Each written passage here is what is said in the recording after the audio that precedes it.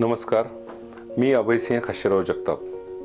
विविध जाती धर्मांनी नटलेला आपला महाराष्ट्र, ज्यामध्ये अनेक जाती गेली अनेक वर्ष गुण्यागोविंदाने राहतात, परंतु गेल्या काही दिवसात अनेक आरक्षणांच्या आंदोलनांनी विविध जाती एकमेकासमोर येऊन उभ्या ठाकलेल्या आहेत. नुकतंच मनोज जरांगे पाटील यांनी गोरगरीब गरजवंत मराठ्यांच्या आरक्षणाच्या लढ्यासाठी एक खूप मोठा समाज एकत्रित केला आणि त्यांनी शासनापुढे मराठ्यांच्या व्यथा सादर केल्या.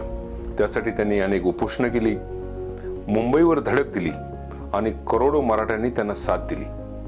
मनोज जरांगे पाटलांनी इतकं मोठं प्रचंड आंदोलन जे उभं केलं, त्यानंतर शासनानं विशेष अधिवेशन घेऊन एक निर्णय घेतला आणि मराठ्यांना आरक्षणाचा मार्ग मोकळा केला.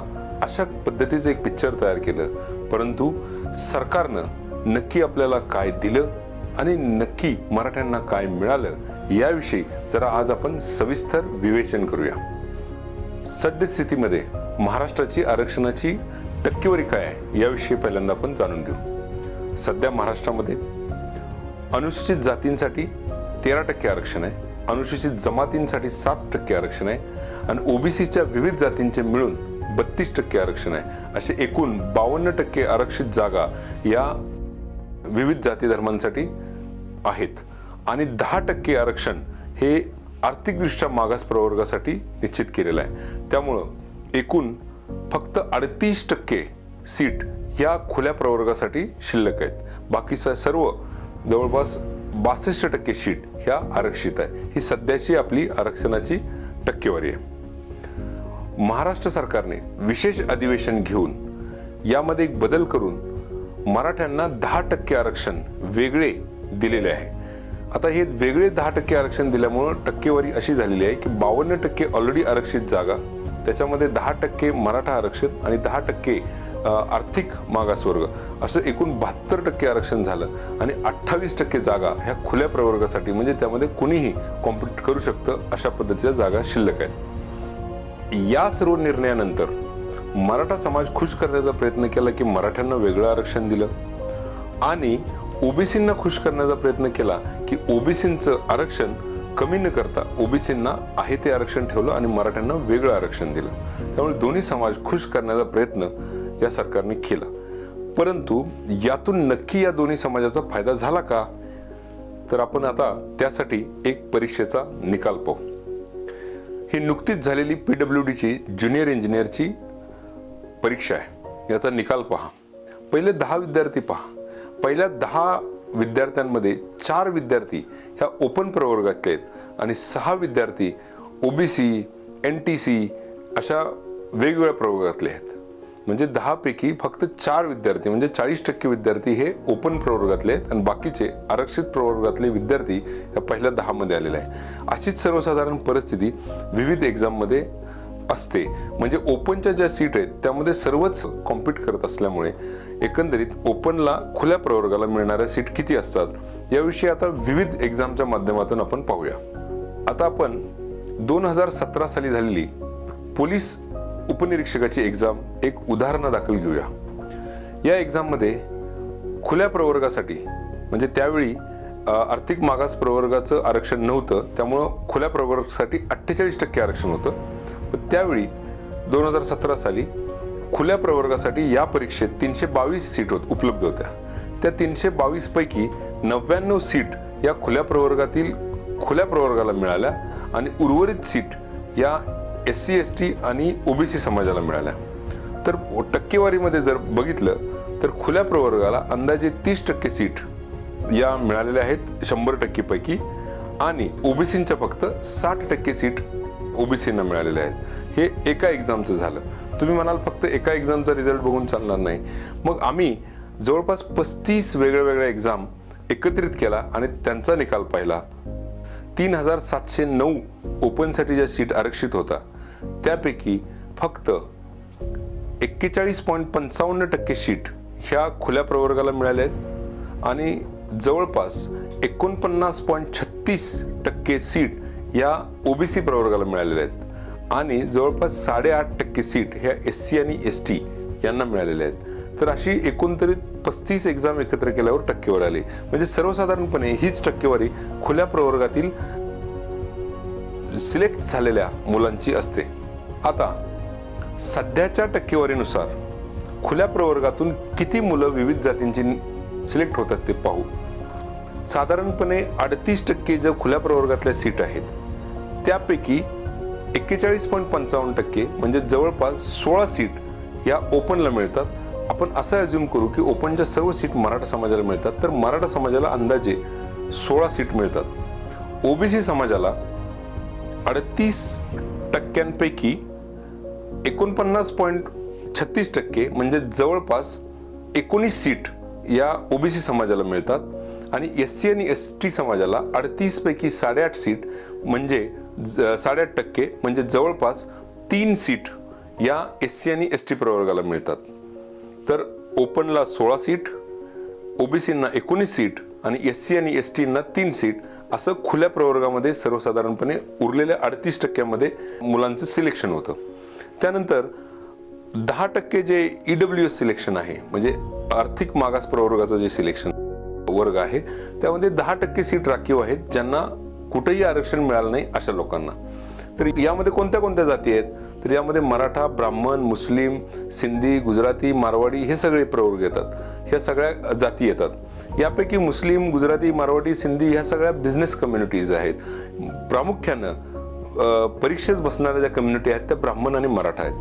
साधारणपणे ज्या 10% सीट उपलब्ध आहेत आर्थिक मागास प्रवर्गाला त्यातल्या साधारणपणे 20% सीट या ब्राह्मण समाजाला आणि 80% सीट या मराठा समाजाला मिळतात. म्हणजे मराठा समाजाला 8 आणि ब्राह्मण समाजाला 2 सीट मिळतात. त्यानंतर आपण हे पाहूया की या एकूण आरक्षणामध्ये विविध समाजांना किती सीट मिळाल्या. तर मराठा समाजाला खुल्या प्रवर्गातून 16 सीट मिळाल्या आणि आर्थिक मागास प्रवर्गातून 8 सीट मिळाल्या.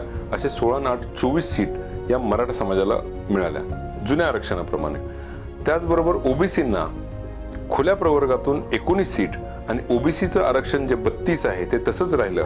म्हणजे 19 अधिक 32 म्हणजे साधारणपणे 51 सीट या ओबीसींना मिळाल्या. आणि जे एससी आणि एसटी क्लास आहे त्यांना त्यांचं स्वतःचं आरक्षण 20% प्लस खुल्या प्रवर्गामध्ये 3% म्हणजे एकूण 23 सीट या एससी आणि एसटी यांना मिळाल्या. असे एकंदरीत आत्ताच्या आरक्षणामध्ये सर्व समाजांना मिळणारी टक्केवारी आहे. या सरकारनं विशेष अधिवेशन घेऊन मराठा समाजाला नक्की काय दिलं, मनोज जरांगे पाटील यांनी ज्या मागण्या केल्या होत्या त्यानुसार मराठा समाजाला काही मिळालं की मराठा समाजानं काही गमावलं हे जर आपण आकलन करूया. विशेष अधिवेशन घेऊन मराठा समाजाला 10% वेगळं आरक्षण देण्यात आलं जे कदाचित कोर्टात परत ग्राह्यही धरलं जाणार नाही. परंतु नक्की दिलेल्या आरक्षणानं काय झालं ते बघूया. आता 10% वेगळं आरक्षण दिल्यामुळं खुल्या प्रवर्गासाठी फक्त 28% आरक्षण शिल्लक राहिलं जे अगोदर 38% होतं. नवीन आरक्षणामुळे खुल्या प्रवर्गामध्ये काय काय बदल झाले ते पाहूया. मराठा समाजाला खुल्या प्रवर्गातील 28 जागांपैकी 41.55% म्हणजे आता नवीन आरक्षण पॉलिसीप्रमाणे मराठा प्रवर्गाला खुल्या प्रवर्गातून 12 सीट मिळतील. ओबीसी समाजाला खुल्या प्रवर्गातून 28% पैकी 49.36% म्हणजे जवळपास 14 सीट मिळतील. आणि एससी आणि एसटी समाजाला 28% पैकी 8.5% म्हणजे जवळपास 2 सीट मिळतील. ज्या अगोदर मराठा समाजाला 16 सीट मिळत होत्या त्या नवीन पॉलिसीनंतर 12 सीट मिळायला लागल्या. ओबीसींना ज्या 19 सीट खुल्या प्रवर्गातून मिळत होत्या तिथं आता ओबीसींना 14 सीट मिळायला लागल्या. आणि जिथं एससी एसटीला 3 सीट मिळत होत्या तिथं आता त्यांना 2 सीट मिळायला लागल्या. तर एकंदरीत या 3 समाजाला सीट्स खुल्या प्रवर्गातून कमी झाल्या. आता ईडब्ल्यूएस मध्ये काय झालं, ईडब्ल्यूएस मधून मराठा समाज पूर्णपणे बाहेर गेला. म्हणजे तिथे त्यांना ज्या 8 सीट मिळत होत्या त्या आता 0 झाल्या. मग एकंदरीत कोणत्या समाजाला किती सीट मिळाल्या. मराठा समाजाला खुल्या प्रवर्गातून 12 सीट आणि त्यांना अधिकचं रिझर्वेशनचे 10 दिले अशा मिळून 22 सीट. ओबीसी समाजाला खुल्या प्रवर्गातून जिथं 19 सीट मिळत होत्या त्या ठिकाणी आता 14 सीट मिळायला लागल्या आणि त्यांच्या आरक्षित 32 सीट आहेत. म्हणजे ह्या दोन्हीची टोटल 46 सीट्स एकूण ओबीसींना मिळायला लागल्या, ज्या अगोदर 51 होत्या. आणि SC आणि STंना त्यांच्यासाठी आरक्षित असलेल्या 20 सीट अधिक नवीन खुल्या प्रवर्गातून 2 म्हणजे 22 सीट, जिथं अगोदर 23 सीट मिळत होत्या. मग एकंदरीत मराठा समाज, ओबीसी समाज आणि SC ST यांचा काही फायदा झाला का तोटा झाला? तर मराठा समाजाचा 2 सीटचा तोटा झाला. म्हणजे जिथं अगोदर त्यांना 24 सीट मिळत होत्या तिथं आता त्यांना 22 सीट मिळायला लागल्या. ओबीसी समाजाचा जवळपास 5 सीटचा तोटा झाला. जिथं अगोदर 51 सीट मिळत होत्या तिथं आता नवीन आरक्षण पॉलिसीप्रमाणे त्यांना 46 सीट मिळायला लागल्या.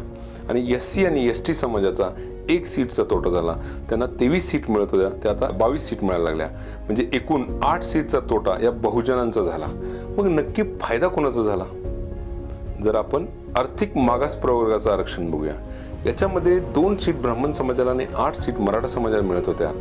आता मराठा समाजातून बाहेर फेकला गेला, त्यामुळं ब्राह्मण समाजाला या 8 सीटचा फायदा होऊन जिथं 2 मिळत होत्या तिथं ब्राह्मण समाजाला 10 सीट मिळायला लागल्या. कळालं का मित्रांनो? असं असतं.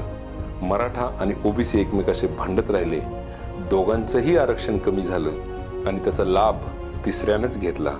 आणि आपण समजतो की आम्ही आंदोलन केलं, आम्ही इतका मोठा प्रयत्न केला आरक्षण मिळवण्यासाठी आणि आपल्याला काहीतरी मिळालं, ठराविक पार्टीच्या लोकांनी गुलाल उधळला आणि आपल्याला आरक्षणाचा खूप मोठा लाभ झाला, असं एक पिक्चर तयार केलं. परंतु तसं काही झालेलं नाही. सर्व बहुजन समाजाचा, मराठा असो, ओबीसी असो, SC ST असो, सर्व समाजांचा एकूण 8 सीटचा तोटा झाला. याच्या पुढे जाऊन अजून एक महत्त्वाची गोष्ट तुम्हाला सांगतो. विशेषतः माढा लोकसभा मतदारसंघामध्ये धनगर वंजारी समाज मोठ्या प्रमाणात आहे. म्हणून एक नवीन फिगर सांगतो.